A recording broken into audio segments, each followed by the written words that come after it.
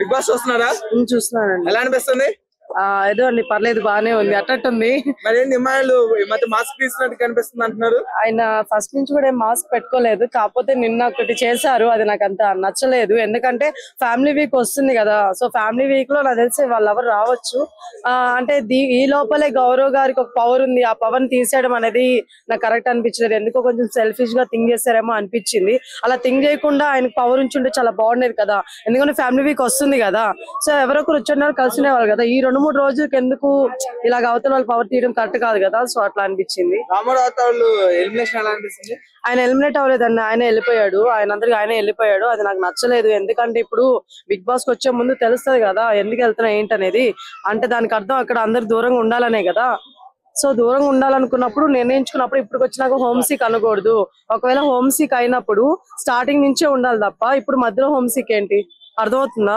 ఇన్ని వీక్స్ అయిన తర్వాత హోమ్ సిక్ ఎవరికి రావు. ఖచ్చితంగా స్టార్టింగ్ వచ్చినప్పుడు మనకు హోమ్ సిక్ ఉంటది. ఒక ప్రదేశానికి వెళ్ళినప్పుడు స్టార్టింగ్ లో మనకి ఏమంటారు, అలవాటు అయ్యేంత వరకు మనం హోమ్ సిక్ ఉండొచ్చు, ఎవరైనా గుర్తు రావచ్చు, వెళ్ళే కొద్దీ మనం మర్చిపోతాం. బట్ ఈయన అలా కాదనమాట. సార్ దేనికి భయపడ్డారో ఎందుకో తెలియదు, మరి వెళ్ళిపోయారు మొత్తానికి. బట్ ఆయన వెళ్ళిపోవడం అనేది కరెక్ట్ కాదని నాకు అనిపించింది. దివ్య ఉంది కదండి, దివ్య అనేది ఆమె భరణి స్టాండ్ తీసుకున్నారు. అది మొన్న ఎప్పుడుదో కదా. సరేలేండి, స్టాండ్ తీసుకోమని దివ్య తప్పులేదు. ఎందుకంటే ఆయన ఏమన్నాడు, మధ్యలో నువ్వు తీసుకురావద్దు దివ్య, నువ్వు ఈ మధ్య ఎక్కువ తీసుకొస్తావు, టాపిక్ నాది అని అన్నాడు.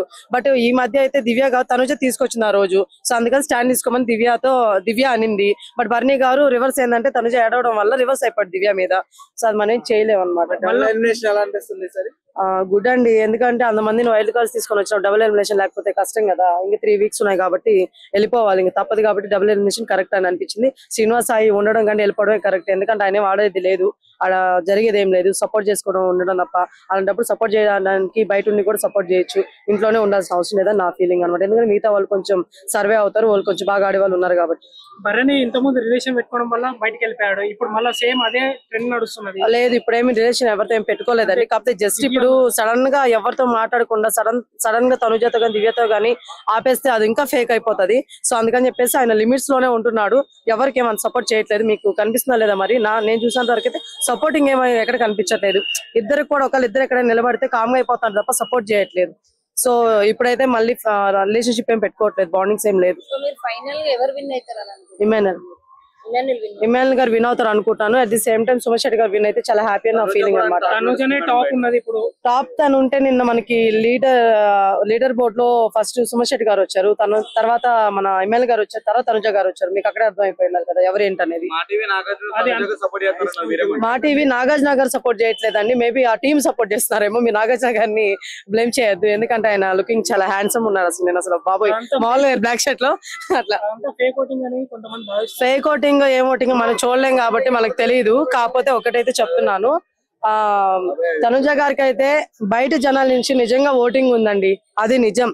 అది నాగార్జున గారు లేకపోతే బిగ్ బాస్ టీం చేసేది కాదనమాట. నిజంగానే ఆమెకి మంచి బయట ఓటింగ్ ఇది ఉందన్నమాట. కాబట్టి ఆమె గెలుస్తుంది. కానీ ఆమె కంటే కూడా సుమన్ శెట్టి గారికి మంచి పాపులారిటీ ఉంది బయట, ఆయనకు కూడా మంచి ఓట్లు పడుతున్నాయి. చూద్దాం ఇంకా ఎలా ఉంటుంది.